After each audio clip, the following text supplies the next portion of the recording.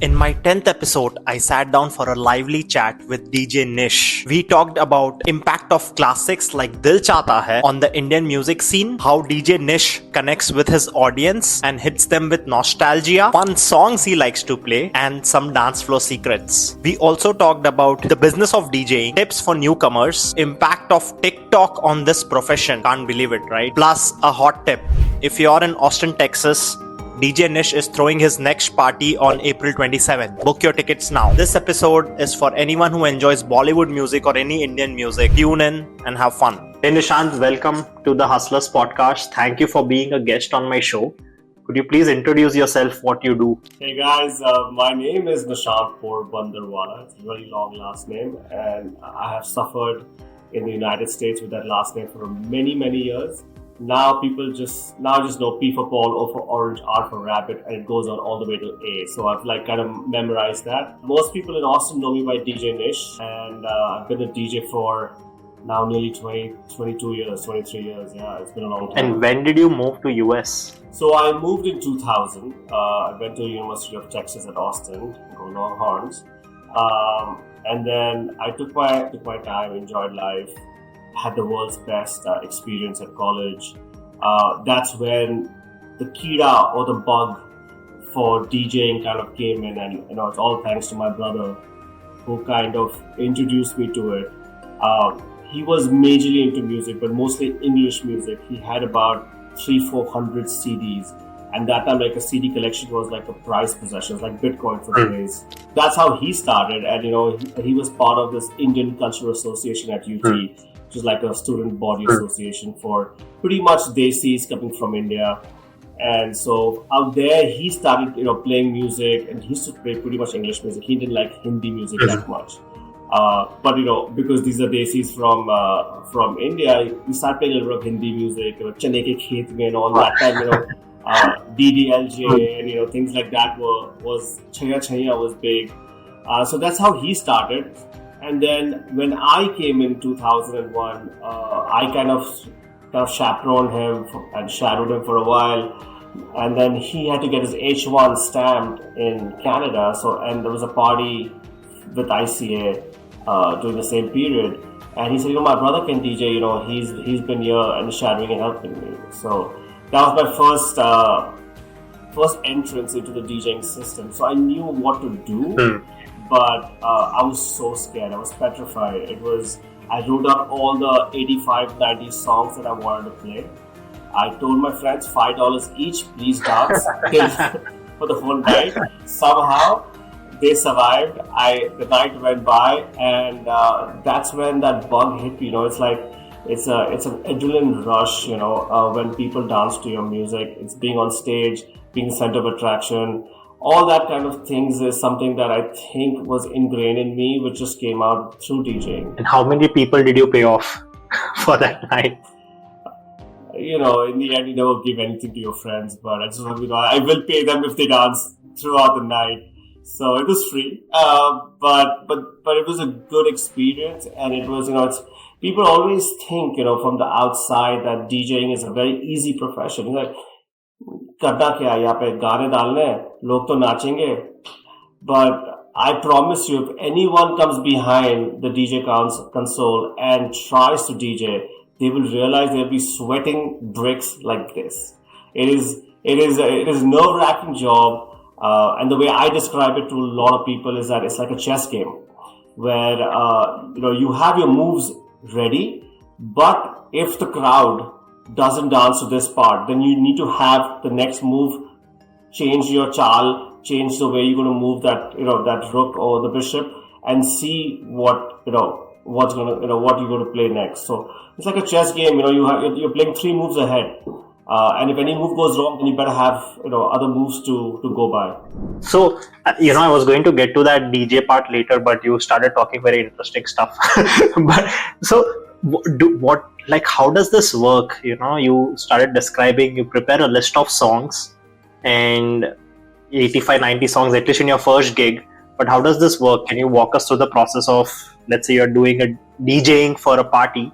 What do you do? So a lot of DJs will go blank and say, listen, I have enough experience and I will just go into this with what the audience gives back. It's like, but I like to have a framework. Like, hey, I'm going to start with this.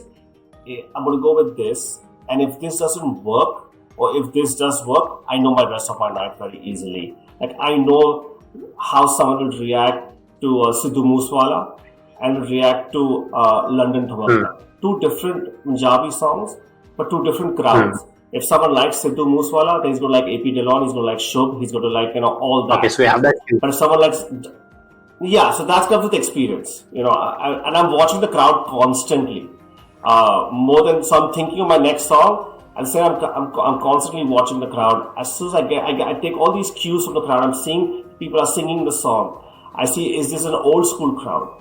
Is this a nostalgia crowd? Like, is it like, DDLJ, Kal Ho Na Ho, Mahi Ve, Where's the Party Tonight? Like, all these songs, if I play one song, like Uf Teri Ada, or like Tum Hi Ho Bandhu, and you know what, they reacted very differently to that song. That means it's an old school crowd. I need to get more old school into this. But sometimes, that bombs totally. Like, what, people do not react the way they should react on Uf Teri Ada. You know what, they want probably more newer songs. So then I'm going to play newer songs. So just watching the crowd, understanding what they're going to do. That's what I'm saying, it's like a chess game. Because if they don't like this, then I'm like, what, I need to jump to a different genre and test that out. So then you have your songs in pocket, few songs from this type of music, that type. But there's a lot more to DJ, right? It's not just playing a song. You have to add beats and stuff. Is that wrong? No, you're not wrong. And DJing, is varied. And, for me, it's a little different. The way I see DJing, especially comes to Bollywood and Punjabi and, apne gaane jo hote, desi gaane. The way I like to think is playing the right song at the right time. So that's what I kind of emphasize most on. Like 60-70% for me is to play the right song at the right time, right? I can't start the night playing Rang Barse. Rang Barse is a song that you play when people are like, little tipsy, are little like, into the zone, and then you surprise them with the Rang Barse. I can't start the night with Rang Barse or Khai Ke Paan Banaras Wala, or something like that. So there's a certain song that goes certain timings. That's the way I see it. So for me, I'll start with irrelevant songs, but songs that will keep people on the dance floor to start the night off. Then slowly, I'll pick it up to a level.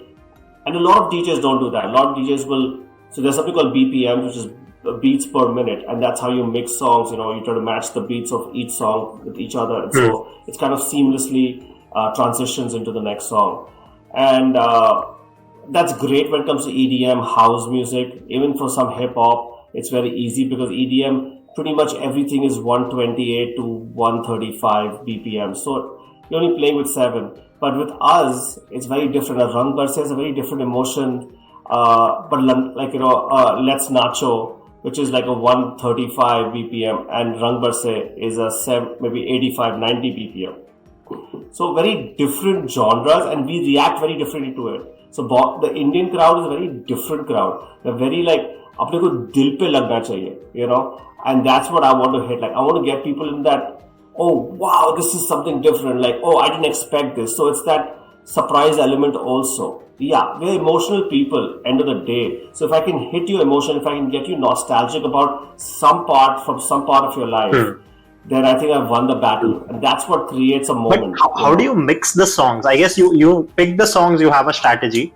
Don't you have to mix the songs, I don't know, or do you mix the songs?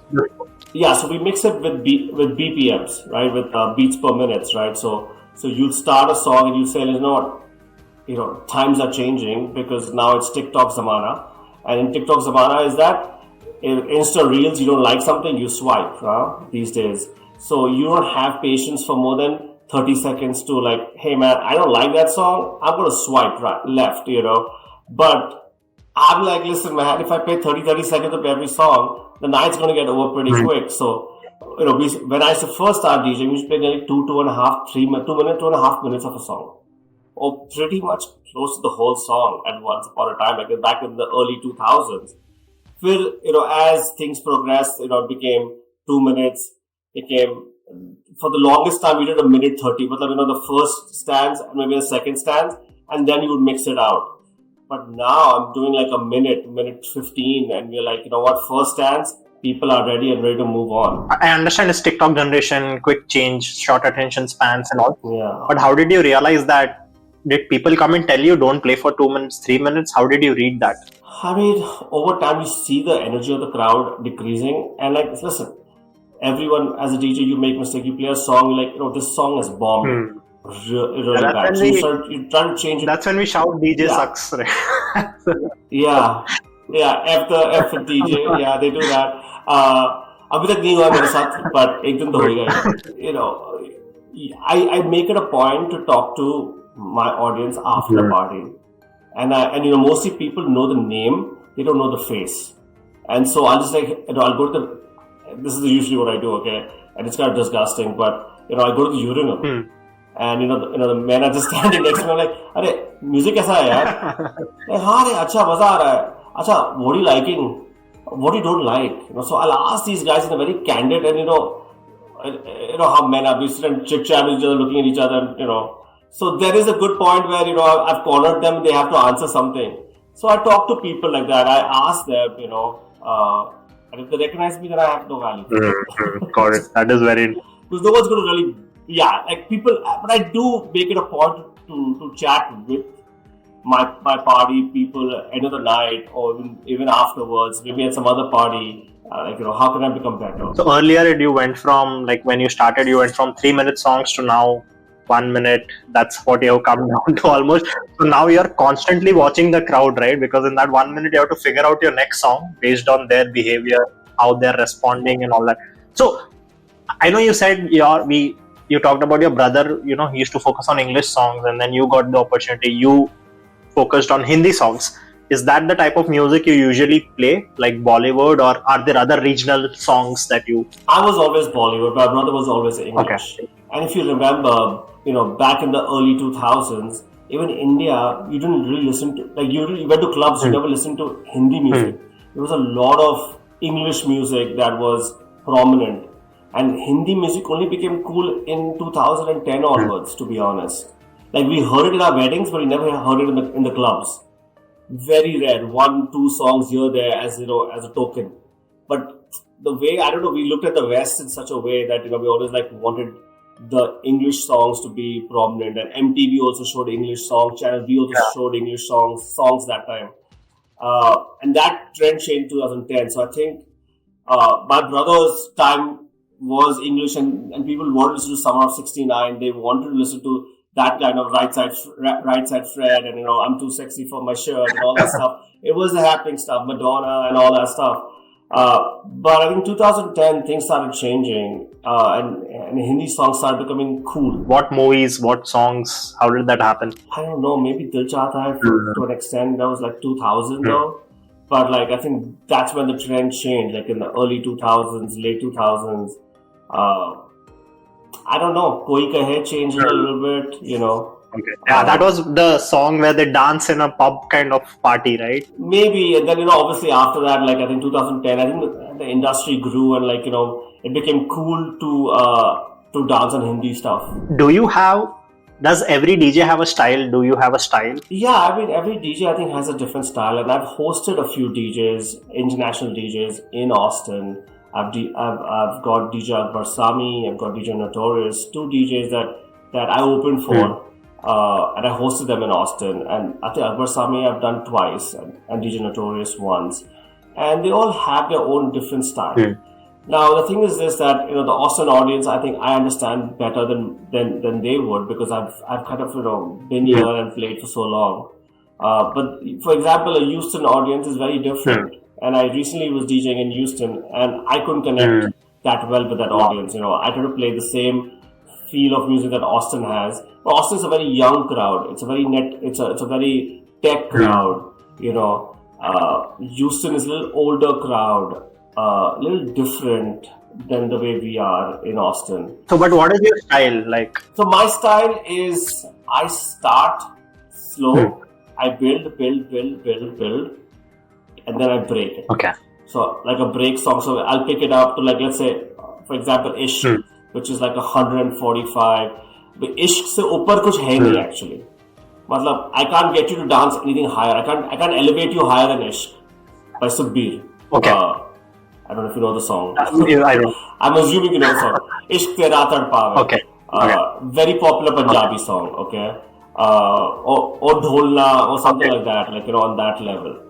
And then I break it with like a Chhaiya Chhaiya or a Rang Bas Hai. So I'll start at ground zero again. Now Akbar Sami and all these other DJs that I've saw, they will stay between 128 and 135 BPM. Okay. They will just go between this and that's it throughout the night. There is no high, there is no low. I feel like people never go like people want to go crazy like a Malhari or like a Ishq. People want to be ghati.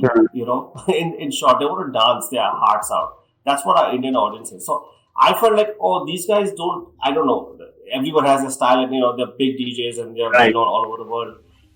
They probably write in their way, and I probably write in my way. I feel it's just my way because they want to mix seamlessly. I sometimes don't care about mixing seamlessly, just because I feel like for the Indian audience, having the right song at the right time is more important than how well it mixes. Right. For EDM, yes, that's true. You can, you want to mix, you want to go up and down, in that, and that's totally fine. And you can easily mix songs in EDM because it's all electronic beats, With Desi, like, yahan pe koi, there is drums going on, there is, something else going on out there.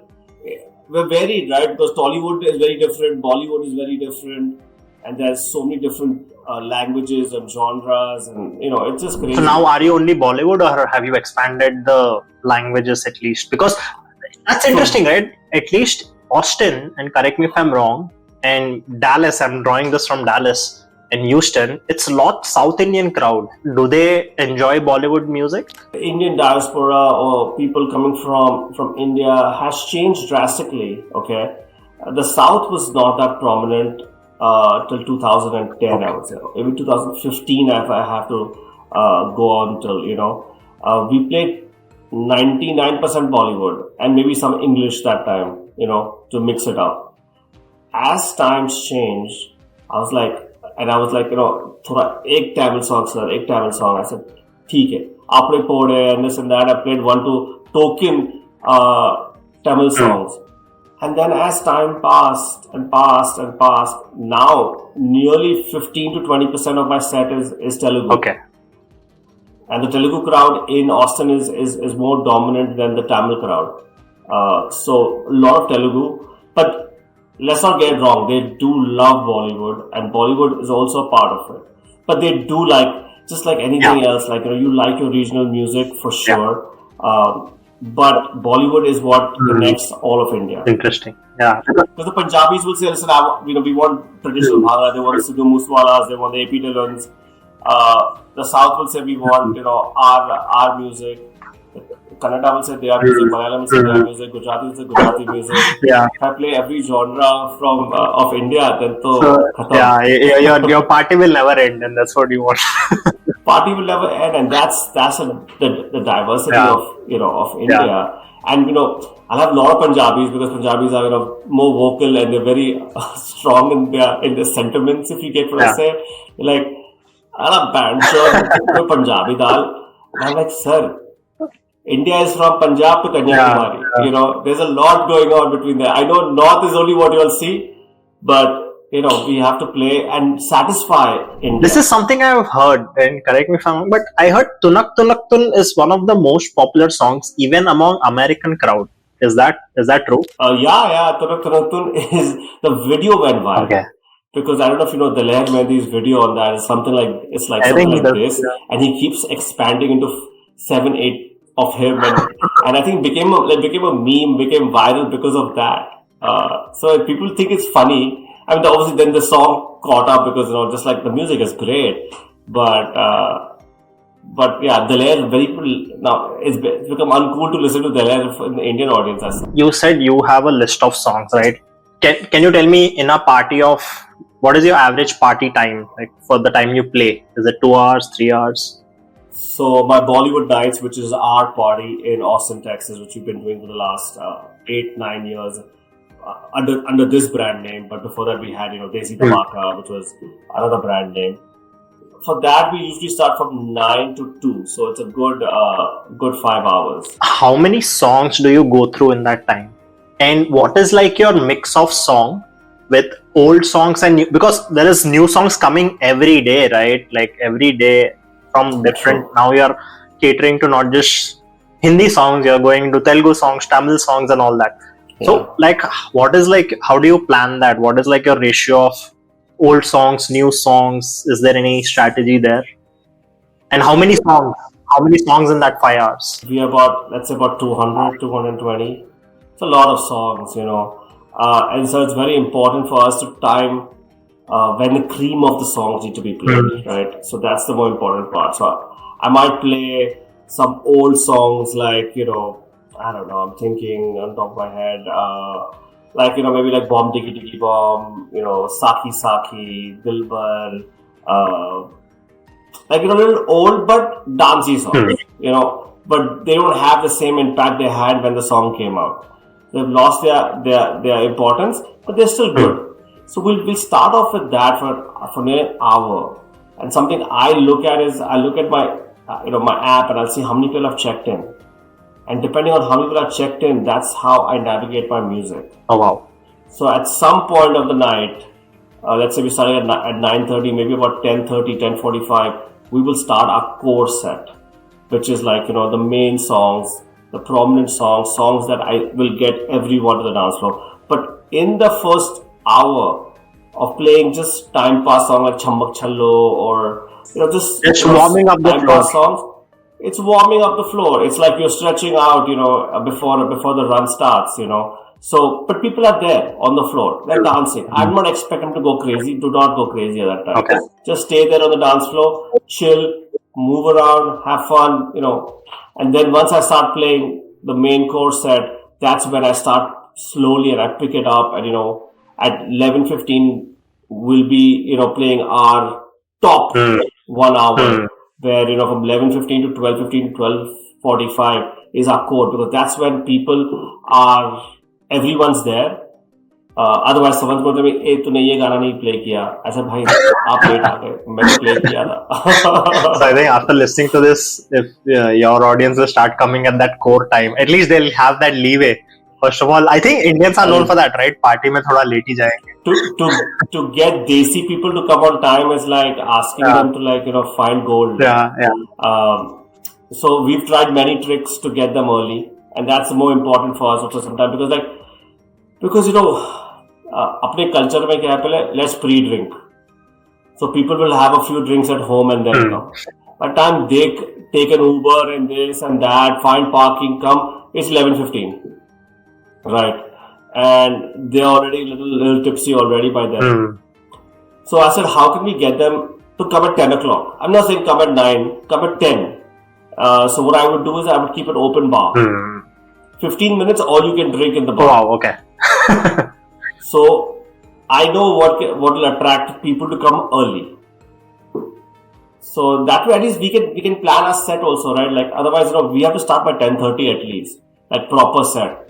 And if no one is there, then we can't do it. We'll have to keep pushing till we see 150, 200 people at least to start the set. So what goes along with DJing? Like how do you ensure the parties are hit? Like one you mentioned was tipsy karte. Like, but what is your typical setting of a party that you are throwing or you are DJing? Like setting in terms of once people are there or to get them there? So to make it a successful party where people enjoy what kind of parties do people enjoy the most? I have to say the number one thing is music. Now something that I kind of specialize in is video DJing, which I think I'm the only person in Austin who does it at least. Okay. Maybe Texas also. A lot of people do it all over the country. DJ Chetas is one of the pioneers when it comes to that, where the song is playing in the background, the same song that I'm playing. And basically what we're making is we're making MP4s of every song that we're playing. Okay. And so now with me, it's always going to be an LED screen in the back. So we have a huge LED screen in the back, which is playing the song. Now think about, dancing to Ho Gaya Tujhse Pyar Sajna from DDLJ. why are you seeing Shah Rukh Khan out there and Kajol in there? So not only am I hitting you on the ears, which is one of your sensory organs, now I'm hitting on your eyes too. So I'm trying to hit you in multiple places that the dopamine level is high. So there's science behind everything, obviously. So now I'm trying to hit you in different ways. So, but what other elements are required in, let's say, would you throw a DJ party without alcohol, without drinks, just the party is just about dance? Would that be a hit? It could be. It's just that it's too risky for me to try that. The few things that I have learned while DJing 400-500 weddings that I've done is that Desi people like darkness. Okay, if there's too much light or if it's bright outside, it doesn't register in our head. We're kind of shy, but once we have a few drinks and it's dark, we open up like a nice sunflow. And anyone can dance. We're totally a different beast. Yeah. But we need that atmosphere to be created. So if that atmosphere is not created, people don't come to the dance floor. And we also have herd mentality. Okay? It's like this. If one person is dancing, no one will come and dance. But if 100 people are dancing, 1,000 people want to join them. It's like, ye dance floor packed hai, let's go join them. I'm the opposite. I'm like, no one is dancing, that's when I want to dance because I want my space. But people are not. People like the crowded, that, it's like watching a movie together, right? You're dancing together as a crowd. But you always have that, so you're saying you always need that some, maybe a little bit alcohol, a bar, to have that, because music and that go hand in hand, kind of, yeah? Yeah, but there's a lot of people who can have a great time without alcohol. Like, I have a friend of mine, and she can have a great time with alcohol. She's never drank alcohol, and she can dance her wits out. But alcohol is just there. If you need it to open up and to be this different person where, your inhibitions are lowered and you can dance your heart out without thinking that anyone's looking at you, then great. But as a DJ, do you need any kind of alcohol or thing? Or do you not prefer? I like to be in the same zone as the crowd. So whatever the crowd is, I'm there. But I can't get hammered. I can't be sober at the same time. So I'm pacing myself in a very organic way where at 11:30, 12, I'm as much as the crowd is. I'm not like, because I'm working technically, right? But I like to be a little bit where, I'm moving around myself. I'm not like, I won't be like completely sober, but I won't be completely, drunk. Sure. I'll just be in a good state of mind. Yeah. But before you finish that, Akbar Sami, for example, doesn't drink at all. He wants chai. So he said, Nish, mujhe achhi chai chahiye. During so he's drinking tea while everyone is drinking alcohol. So what does it do to him? And even, I don't know. But I guess once you do like 1,000, 2,000, you can't be drinking it at every party. I don't go drink at every party. I only drink at my Bollywood nights. If I'm DJing a wedding or if I'm DJing a Sweet 16, we're not like, reaching that. It's a whole different feel. You said, you do that video thing, you provide that video experience. How many people do you need to perform this event, or how many people do you need to do the DJing with all the machines and all the equipment and all that? So it's me and Anupi, DJ Anupi, who I have worked with for the last 8-9 years. No, actually more. 12 years. I DJed her parents, her father's, I think, 40th birthday, and she was 16, and her parents came up and said after the birthday, saying that, listen, my daughter's really interested in being a DJ. So I was like, yeah, sure, why don't you come and help me out? You learn on the job. And so she came and helped me out, and now she's doing her own gigs, and it's like a partnership in Bollywood nights with me and her. So me and her sit and we plan the music out a week before our parties, right? And we kind of analyze after the party also what went right, what went wrong, what can we change, what can we become better. So that's how we do, at least as for Bollywood nights as a group. Then obviously we have sound and lights, from the venues usually, who will the right lighting is important also. It has to give you that feel. The right sound is very important. I'm very particular about the clarity of sound, So these are small things, but they make a difference in the whole presentation. So how do you ensure it's coordinated with you, the sound and light and all that? How do you communicate while playing? I mean, the guy who does the lights knows the music, and he's done so many shows that a big DJ will have its own light guy who knows his music so well that he knows when the drops are, he knows when the strobes need to come on with a high EDM feel. But that's something we have to because to get someone to listen to my music first of all, and then know how to use the light console is a process, and it's just not worth the effort. But don't you control the sound though? The sound, yes, we control the sound, but we don't control the lights. Okay. And again, there's sound that comes out of my box, and there's sound that goes, with the amps and the house sound that goes through the personal controls. There's personal controls that too.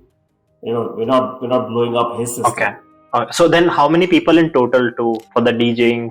I would say there's probably 3 people in terms of DJing, like 2 DJs, 1 sound and light guy, and we have 2 people for the door.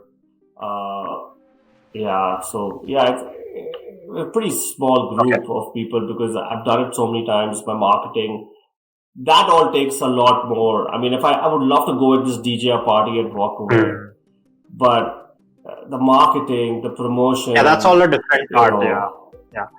Yeah, that's the tough part and the fun part also at times. What do 2 DJs do? Like one is playing, what is the other one doing? Other one is usually giving me advice.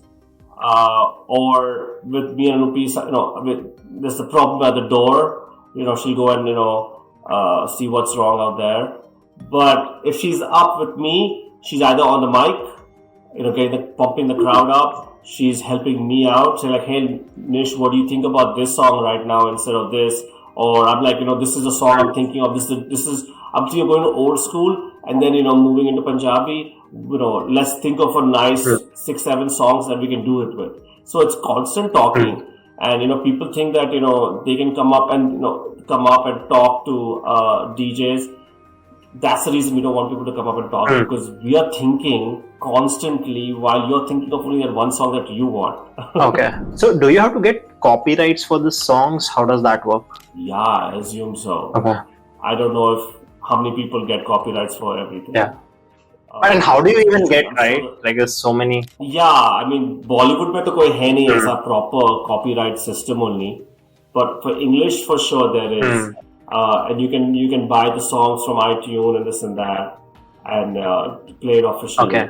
But I'm sure the top DJs, they probably have to pay royalty straight up. Okay. And technically you're supposed to pay royalty. I don't think there are thousands of DJs in Bombay. I don't think anyone's paying royalty to T-Series.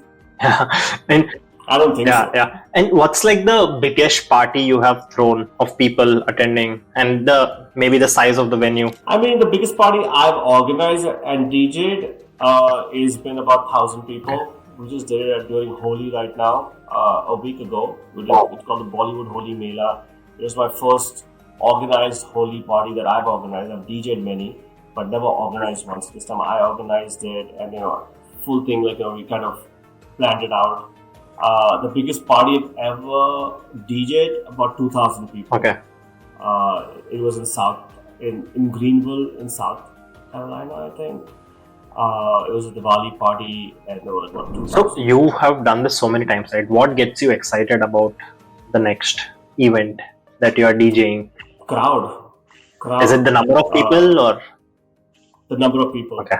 The crowd, the energy from the crowd, If it's a fun crowd, oh my God, you are like ringing till 5 a.m. Your energy to go to sleep after you come back home at like 3:34 is hard because you're still in that zone of the energy of the crowd, and sometimes the crowd is just so perfect, and it's just like this kind of connection you have, and it's like like a husband and wife connection.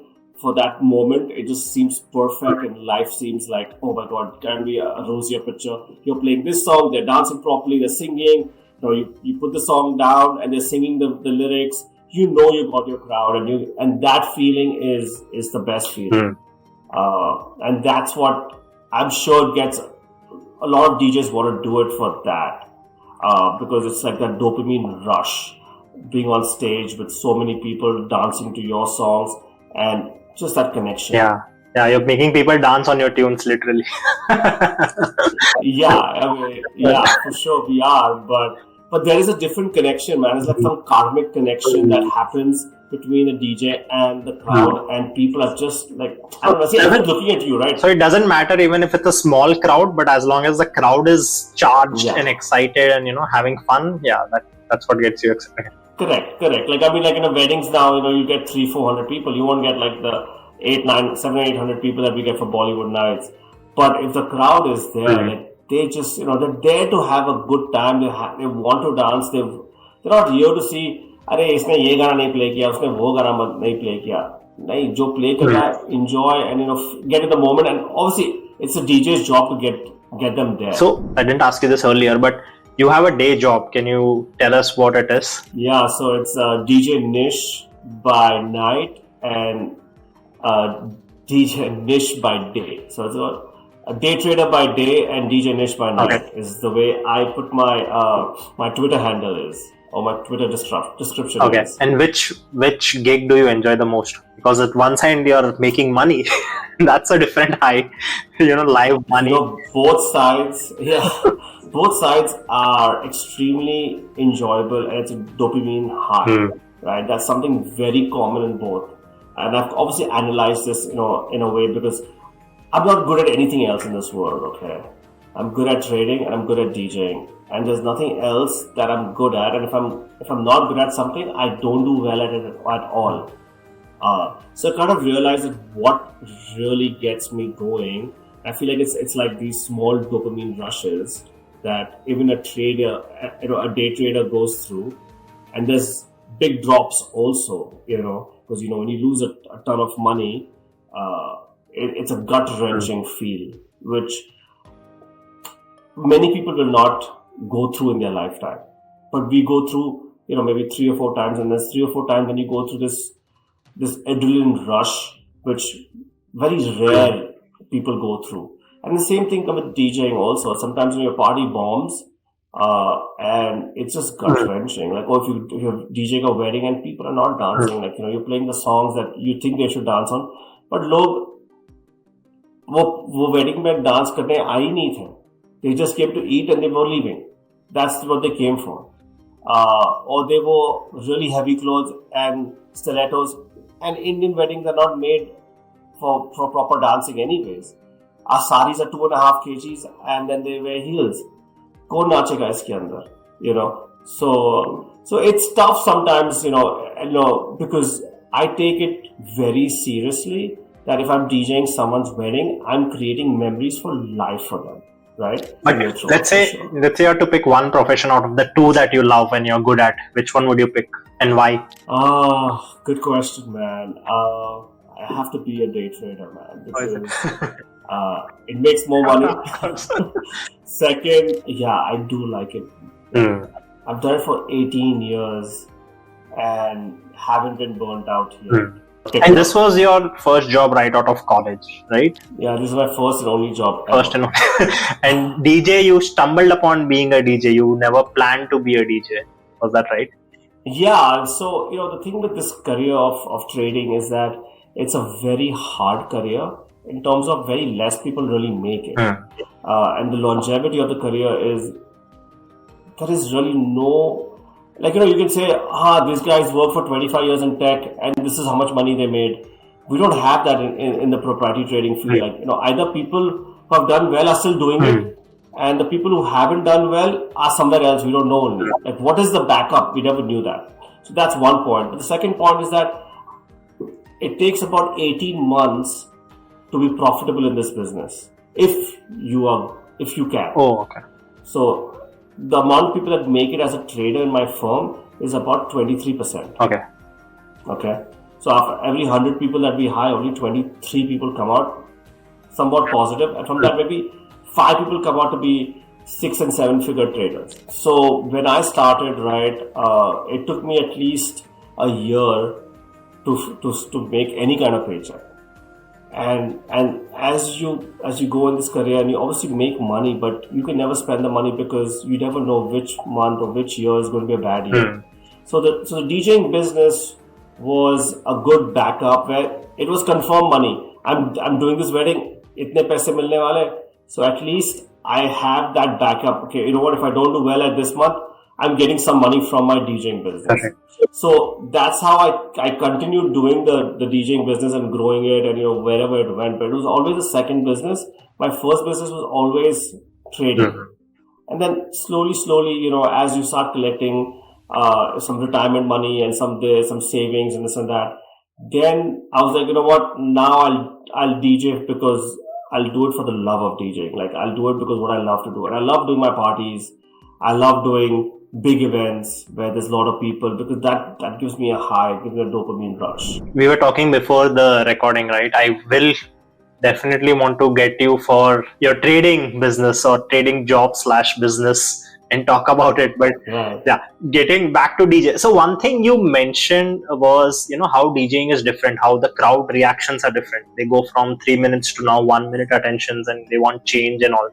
What are the other things that you have observed over your career as a DJ? I feel like a lot of nostalgia works a lot. Like if I can play some really old school stuff that people don't expect and they grew up on, that I think has become, and you can see that trend in Bollywood itself, right? Like they've remixed old school songs from Chura Ki Dil Mera to Tamma Tamma to Aakh Mare to all that, right? So there is something that they also know and tap it. Okay, if I hit this nostalgia part, it connects with the crowd. So I feel that is something which is always, which is there, and has changed recently in the last 5-7 years. Like old school has worked way more than it used to.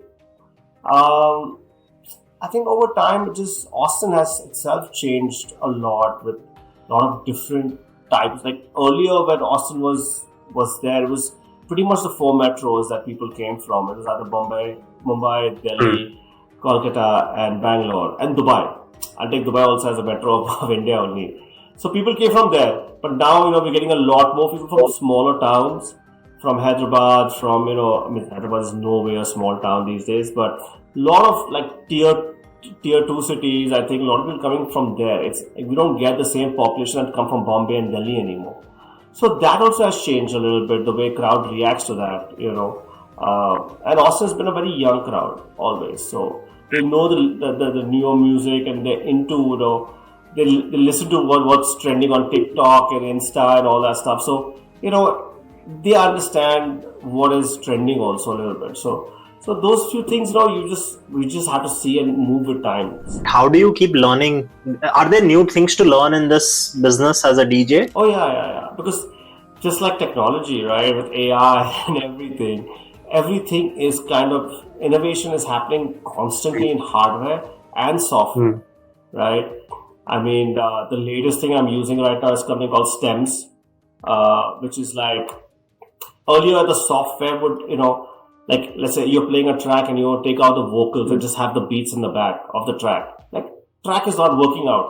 I'm like, I want to quickly mix it out without disturbing the song. I'll just like press this, cut the low vocals, and I could mix the track out. And that was doing a software level.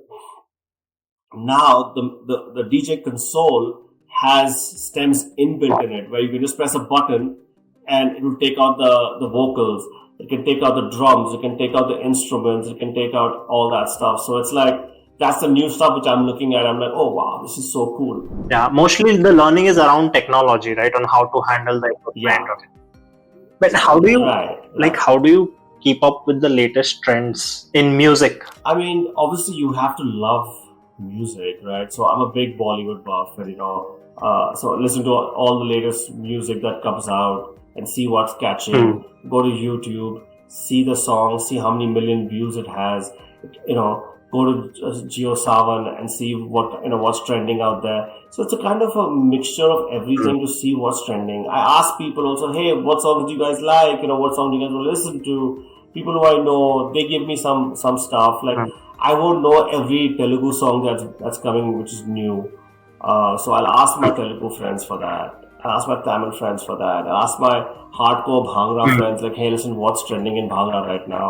And then I'll go listen to it and I'll make my own judgment, like, hey, will this work at a party? Because some things could be very niche, you could like some artist, but that artist is only big in 15, 20 people out there.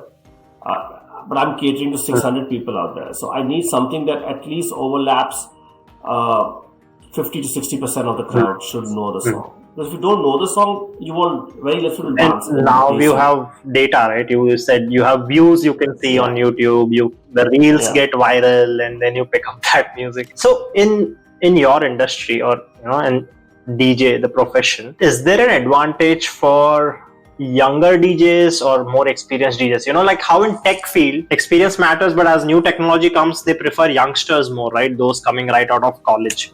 How is that in your scenario? As maybe as a business also, like, do they prefer more experienced DJs? Or I think experience matters for sure. I think I would put that up, because if you've seen different situations, different crowds, you know how to adapt to that crowd. You can recognize a crowd better. We are bloody doing what AI does. We're just recognizing. We have the data sets in our head, and it's like, oh, this is that data set. Play this, a set. So that's what we do technically. I'm sure AI will eventually start, taking videos of the crowd and saying, this is the data set and this is the songs that work that time, and therefore this same data set, these songs should work in the future. Obviously, you have to move with technology. I feel like, you can't be sitting and DJing of CDs. Those days are gone. You either, DJ of vinyls, which is, hard, it's work, but people do it still because the clarity of music, still we haven't reached there. We do a lot of MP3s, but we do like 320 kbps, so like, high quality MP3s. So that's something which I'm very particular about. 128 used to be the norm, which is like the CD quality, which if I make you hear, you're like, yeah, this sounds pretty bad, yeah. So now we try to make the sound crisp, and it's so digital anyways these days that if you can get the right source of the song, it's important. So yeah, just finding songs, finding the right, and honestly, I mean, all DJs play remixes, but to find the right remix is where I think I have an edge, right? I think I have a good year to realize that ye mix acha hai. It's not, a mix should enhance the song, and not just because it's a remix we should play it, right? Like a good remix is like Akmar, for example. When they came with a new Akmar mix, that really worked. But not every mix works, and I feel like some songs don't need to be mixed. Like a Chaya Chaya, you can't make an EDM mix of it. Like, it has to have that raw feel of Chaya Chaya. That emotions I can't take out from that song. So I'm pretty particular about what mix to use and what not to use. I might listen to about 40 mixes of the same song, and I'm like, find that one that connects with me. I'm like, yes, I use. So let's say for someone starting new, and in your profession in DJing, right? What tips would you share on how to get started? How much time do they need to learn? All that. I mean, I'll only tell you about Bollywood and the Desi scene, because that's what my specialty is. And I would say to learn might be about 6-8 months. It's how many parties you can do in 6-8 months. As you start doing more parties, it becomes like second nature to you. Your hands will move automatically. But what to learn the most, I feel, is which song to play at what time, and what the crowd wants, right? Like a lot of DJs will play, like there's raw, earthy Indian songs, like Banno Tera Swagger, for example, or Saddi Galli, London Thumakda. They're raw, right? A Bacha song is different. It's a hip hop. It's a very different art, like rock and roll, like not rock and roll, but R&B feel to it. So I like to mix earthiness together. There's songs that evoke different feelings, like Rubaru, like Masti Ki Pathshala, like Subha Hone Na De. There are songs that evoke a different feeling, so I try to get them together. So these are things that I feel like maybe this is what my USP is, that I kind of see these things, and maybe it's because of the years of DJing, and I've realized that this, if I can evoke a feeling in you, either it could be an earthy feeling, like, desi, apna desi feel to it, and then there is, a masti ki pathshala, or that's like, college, a little more like, freedom ka feel to it. I don't know how to explain these feelings very well. Yeah, I get what you're saying. I think what one interesting thing you're saying is, though it's a party and people are dancing, it has to evoke feelings at different stages, and maybe Correct. about your past The journey. or their journey. Yeah. And I don't think the crowd thinks that way. Okay? Yeah. It's very like, it has to be a very organic way. I can't say like, I can't thusify it to you that, hey, you have to feel like my last song for every party, for the last, I would say 18, 19, 20 years, I think, it's been Maa Tujhe Se. Wow. Okay. Okay. It's my last song every party of mine. World here, world there. Wo gana to play hoy gaye, and everyone knows it.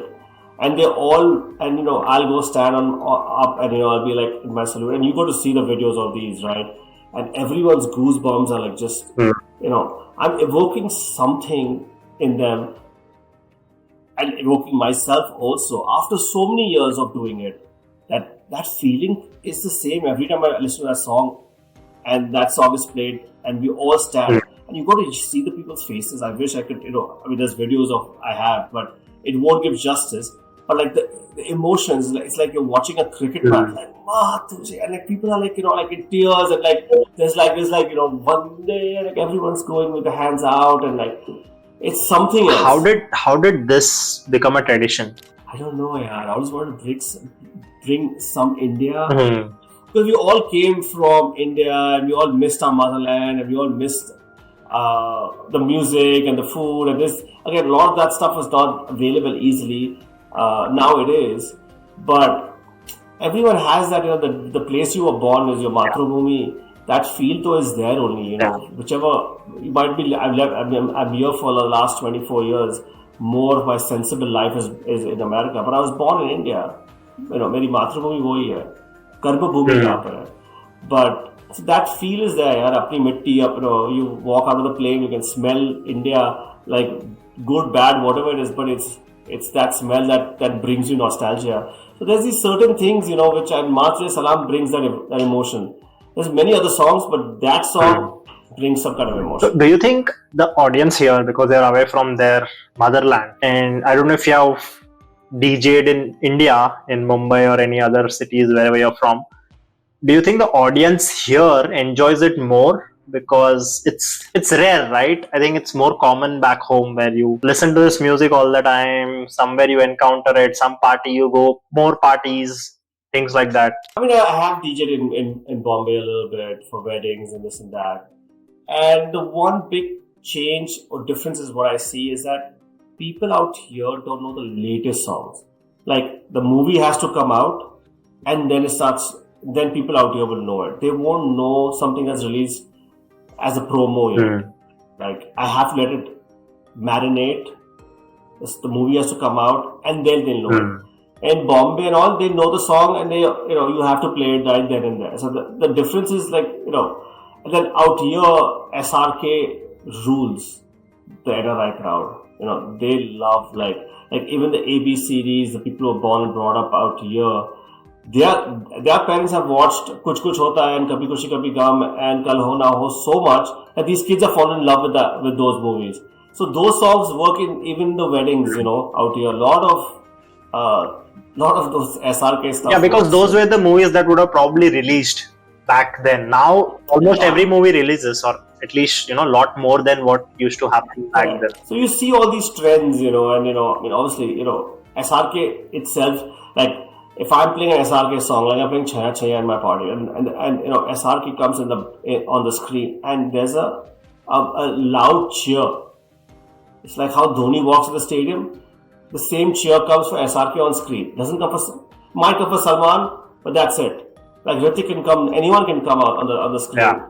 Doesn't have the same thing. SRK has something that only he has, and Rajnikant. Yeah, I know people. My wife and her family all are fans of SRK since, and they were like, Yeah. There's something to it. Yeah. and then so coming to a little bit of business part of your DJing career. Can you describe, the events? Like, what is required? How do you conduct those? Like, how do you throw those parties? Venue, tickets? How do you figure out all of that? Yeah. See, that's the part which I wish were a little automated in some way. But it starts from I do my Instagram publicity. Okay. I run ads on Facebook. I run ads on Insta to reach as many people as I can. Anyone who is interested in Bollywood and wants to dance, I should be able to reach them. So we do targeted advertising out there. We put posters in all Indian restaurants and Indian grocery store. We keep postcards out there. So I have a whole way of the way I do publicity. We have our own group called Bollywood Nights ATX on Instagram. I also have Desi Parties Austin on Facebook. So we have 6,000 people following us out there, a few thousand people on Insta. I have email addresses from everyone who's bought tickets. So it's about 3,500 people email list.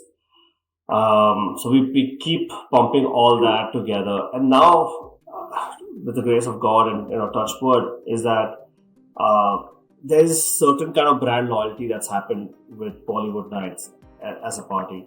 So that's also there. The legacy is going on, and so that's also scary because we have to perform every time well, and we do 5 or 6 of them in a year. But the publicity is all that. Then comes all these. We have our tickets on Eventbrite and Eventbrix. These two. Eventbrix is a local ticketer, and then we go and reserve the whole venue, because that's a tough part for us. Like we can't go through a party in any venue, because when you take Saturday night and you play Desi music, they lose their crowd for that Saturday night, right? Because the normal crowd was coming for English music, and there's none of that. So most people will not rent us a club, but the venue ATX is where we throw our parties in, which is like more like a freelance venue. So we reserve that. We pay a fee for it, and then the tickets will kind of compensate for it, and then the bar tab will compensate for it, and that's how it works. Okay. And so, what is like the time frame you have to plan? Let's say you want to throw next party. How far out do you have to reserve that date, and then do all this publicity? I mean, there's a lot of Bollywood parties now in Austin, so you want to get your date out quickly, so at least a month before, so that if someone else is planning, they at least know this is my date, and so they can either move a few weeks up and down if possible. And sometimes there's a conflict, and we might be on the same date, and that creates a mess for both of us, for both the parties. It happened, especially for Holi. There was like I don't know, like 6-7 parties. So we all were stepping on each other's feet, toes out there. But luckily, the parties went. I think everyone's parties went good, and Austin's become such a big market now that I feel like you could have 2 Bollywood parties on the same weekend and it works. Yeah, nobody serves South Austin where I'm from. Yes, there's one whole market here. I know people think there are not many people, but I think there are now. There are, and obviously we do it downtown, so we are right in central. So we get south and north crowd, and people like to come downtown because there's actually one chance to come downtown.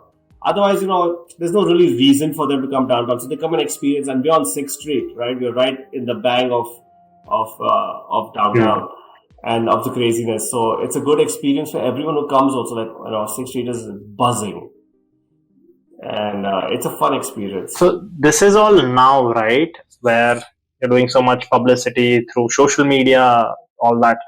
But back then, when you started, how did you plan these events? What kind of costs went into it, and even cost today? Can you talk about that? The biggest cost for most people is the DJ and the venue, right? The venue is about $8,000 to $9,000. Okay, per night. Yeah, but it's like a bar tab, right? If you hit your bar tab, then you pay the difference. Right? What does that? So it'll be $10,000 bar. So, for example, a bar will say, "Listen, you know what? my bar tab is $10,000. If they drink $10,000 worth of liquor, then you don't pay anything. But if they hit $8,000 worth of liquor, then you pay the difference of $2,000. So it works a lot on bar sales. Or some bars will take an initial charge, like maybe $1,500, and then do a bar tab. So everyone has different ways and different rules. DJs, obviously, because we are DJs and we are the organizers, so we don't really pay ourselves as such. What are the profits of the parties are split with me and Anupi. But there's not about the small costs here. There's door costs. We have like 2 door girls. They charge $150 each. For checking the tickets. Photographer, checking the tickets, it becomes pretty crazy at the doors. When the line becomes like 50-60 people standing in line and Desis don't want to wait and want to get in, it can get pretty, you have to pretty crazy. Hire security and stuff? There is security hired and everything also. Photographers are hired. But majority of our cost is publicity. And to run a party, it's a good, whatever your profits are, it should be about 20-25% of your, whatever your revenue is, 25% should be your cost from that. So 75% is probably profit. If you do if everything goes correct. Like, listen, man, it can drain and everything can go bust. You don't hit your bar tab and, you could be paying from your pocket. So everything changes out there. Do you have to get insurance and all that stuff to organize? Yeah, you have to get 1-day insurance for the event, which is about $250-$300. But yeah, so you said costs are roughly 30% compared to overall revenue. Yeah, of course, bad days and where you pay out of pocket. What about your equipment cost? Is that a one-time investment plus even transporting your equipment to the venue, all that? Yeah, so like the club which I do it in, like the venue ATX, they already have all the equipment. Okay. So other than taking my DJing, mixer and my laptop, there's not much that we take. But if we're doing a wedding and all, yes, of course, we have speakers and this and that, and we own some and we rent some. Okay. Because the problem is that where to keep everything also, and you need a warehouse, and then things get spoiled. You say, "Acha, just rent it out," and it's their hassle from there on. So is there like minimum amount of money you look at making when you do these events? Let's say your biggest event, course, Bollywood Nights, the brand that you have built. We never, touch wood, never lost money till today on any of our parties. And the thing with us that if it doesn't go that good, we just don't pay ourselves that much, right? Because a lot of people who do parties are not DJs; they hire DJs. So that's one of their costs that we can eat up as a business. But I've never done it really for the money as such. The money obviously is good, and it helps and pays for vacations and school fees and this and that, and it's good pocket money. But I do it for the pure joy of doing a perfect event, like the experience. And for myself, because I enjoy being on stage and that dopamine rush that I get from seeing people happy. That's the only 2 reasons I do it for. Yeah, and you were saying earlier that if you had to choose between DJing and trading, you would choose DJing. You would choose trading. And I'm like, you said there are higher margins here. There are probably, you said 75% margins here. But I think the volume and that's different. No, see, listen, if I do it every weekend, the margins are not going to be the same. I do it every 2 months. I do 5 or 6, a year. So that's why the margins stay where they are. As a whole, the revenues are not that much, over a whole period of a year. And let me tell you, things have changed drastically in the last 3-4 years. Pre-COVID and post-COVID, Bollywood parties changed drastically for me. I used to get 400-450 people and I would be ecstatic. I was like, oh my god, ye to bahut log aa gaye is time. Fast forward to post-COVID, we're getting 650-700 people. And we're sold out every party till touchwood till now, which has changed drastically. There's good 200-250 people that were never part of my parties that I started coming. Is that because more people moved to Austin? What is that? Yeah, I mean, a mixture of few things. I think to start off with, it was COVID and the frustration of staying at home and like able to get out. I remember the first party we threw, we did 50% capacity and all that kind of stuff, and we got sold out pretty quickly. And I was like, oh wow, this is like crazy. I'm like, this never happened before. I was like, you know what? Maybe because of COVID, people just want to get out and do something. So Yeah. my last party before COVID was on Feb 28th. Just before COVID hit. Like COVID was like, there was news that China mein ye kuch chal raha hai.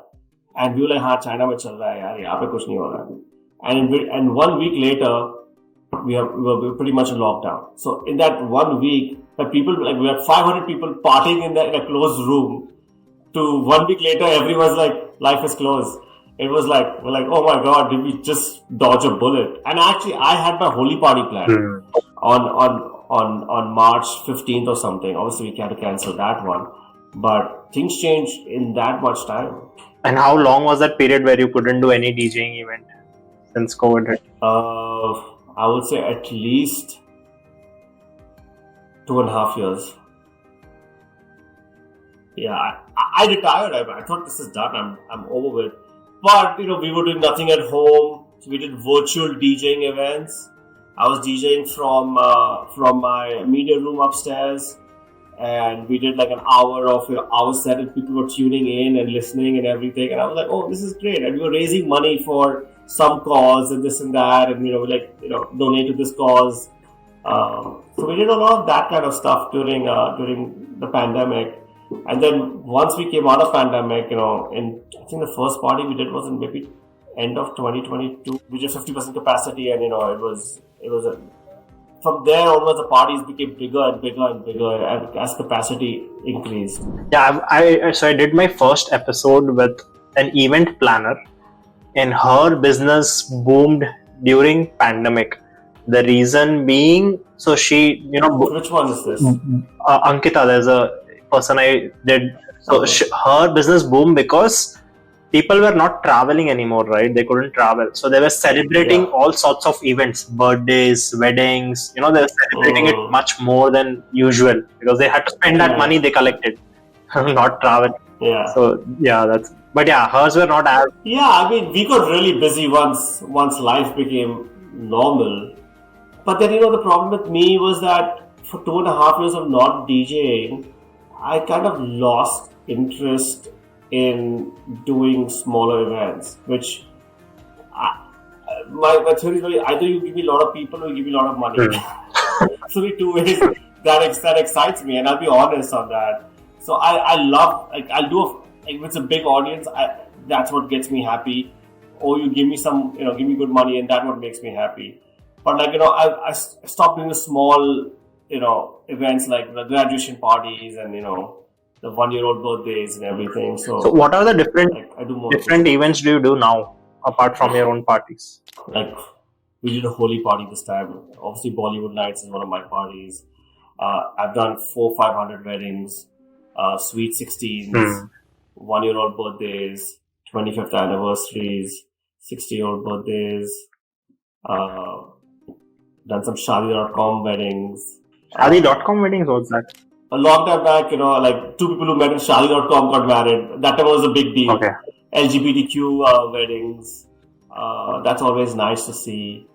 A lot of interesting stories come out from all these weddings. So mainly it's weddings and your parties, right? Pretty much, yeah. I mean, I did a 50th birthday in Houston right now. Then I did a sweet 16 in San Antonio. So it's even that. It's just how big do people want to do their stuff, right? Some people want the best. Some people, DJing is like a buffet, right? Like, there's so many different types and different price ranges. And it's like food, right? You can get a good $6, $3 powder also, but you can also get a really nice sushi from Uchi. It's what do you want. It both tastes great. It depends what palate you have, right? If you want the best, it comes with experience. It comes from a very exotic place. It knows it's, they're better at certain things. Or you go with, what your budget is. So it's all depends on, it's unlimited. Are there side income streams that you have created being a DJ? Maybe, not directly DJing, but leveraging that? No, I really haven't, and probably I could, and I've never taken this business very seriously. I've always taken it in, it's fun for me to do it. I enjoy doing it. I'm doing it. The day I don't enjoy it is the day I stop doing it. So what are the other ways you could? You didn't do it, but you could. I mean, you can start getting into event planning a little bit and, kind of do that kind of situation. You could even rent out equipment that you own. I mean, a lot of people become like, middleman between a dholi and, they give all these different services that is really not part of a DJ's. Like, they'll give you, cold showers and, there'll be middleman for a lot of these, LED screens and this and that, and they'll take commission.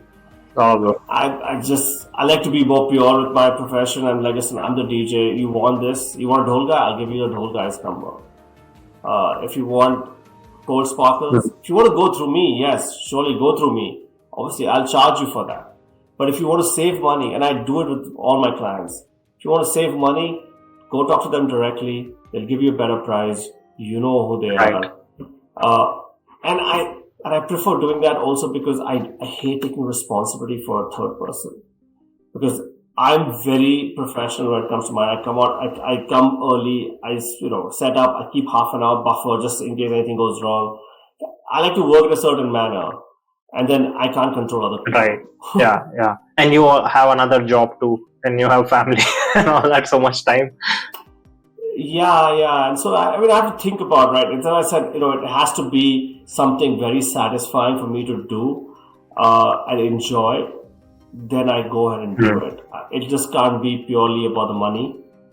It has to be a little bit more of what I enjoy doing now. Because again, I've done it for a long time. So, would you be able to give us a range of how much you make from this profession? Or maybe tell us without telling us directly how much you make from DJing profession? See, like a very busy DJ who DJs maybe for 45 weekends in a year can end up making somewhere between, I would say, 100K or 120K. Oh. Right? If you're busy throughout, right? And then you have an odd, you're DJing maybe a couple of times on some weekends, maybe doing maybe 60, 65 gigs. You can probably average making $1,500 per gig in profit, I think, after all that. And then maybe $2,000 actually, if you're a proper DJ, because you have all these services that are attached to it, with sound and lights and everything, and people want, they want everything, then, the profit margins are there in the business. It's just how much you want to work. It all depends on that. So like someone is really wants to, take every gig that they get. Like I won't take every gig I get. I'm like, listen, either you pay me this much or I'll suggest you some people who have less experience and they will be in your price range, very nicely, It's just like how many hours you want to put in, because it gets pretty taxing, right? If you're like Adopi actually, we did a holy party on Saturday. So we were working from 10 in the morning because we were setting up the holy party. By the time we finished, it was about 10:30, 11 in the night. We had to close up and wrap up. She woke up at 5:30 in the morning to set up for a barat, which is a mobile barat. From both barat, she went straight into the ceremony. From ceremony, she went to reception. She came home at 2 in the morning after you pack up and this and that. So I was like, man, I can't do that. I've done my stint of, going to sleep at 2, 3 in the morning, waking up for the next day. There's a lot of travel also. It's a fun profession also. You can travel a lot because you do weddings in in exotic places like Cancun. I've done weddings in Mexico. I've done weddings in South Carolina. One weekend, I did a Diwali party in South Carolina, and then I flew all the way to Mexico to DJ another wedding. So I mean, I didn't sleep that weekend because I was constantly either traveling or I was DJing. Interesting. So it's pretty crazy. Yeah, those are the perks as well. Traveling. Perks, and I mean, if you're young and you don't have a family and you don't have all that stuff that comes along with it, then it is a perk. Yeah. But otherwise, then it's like you're coming back home and then you're like, listen, this is your baby, start taking care of it. So it's like No, I understand. Yeah. So, what is like general entrepreneurial advice would you give someone being an entrepreneur in both professions, a day trader and a DJ? Yeah, I mean, see, I've always been an entrepreneur in my life in terms of like always, I mean, I have a real estate business also. So I do a lot of that kind of stuff, and I feel like I tell everyone is that if you love what you do, if you have the passion to do it without anyone paying you a single dime, then that's the profession you want to do. Because when you love something that you do, you'll always do well at it eventually. You'll always make good money at it eventually. It might not come maybe in the year 1, year 2, year 3, but eventually, if this is what you love and you stay at it and you have the passion for it, like people always say, like I tell my wife all that, if the stock market was open on Saturday, Sunday, I would wake up and trade that day also. But so that's the kind of love you have for the profession, and that's the only way to do it in my head. If you love something that you do and you're passionate about it, follow it till as long as you can. Interesting. And a lot more Bollywood questions and all I could ask you, but I think I covered a lot of stuff and I really enjoyed the conversation, Nishant, or DJ Nish.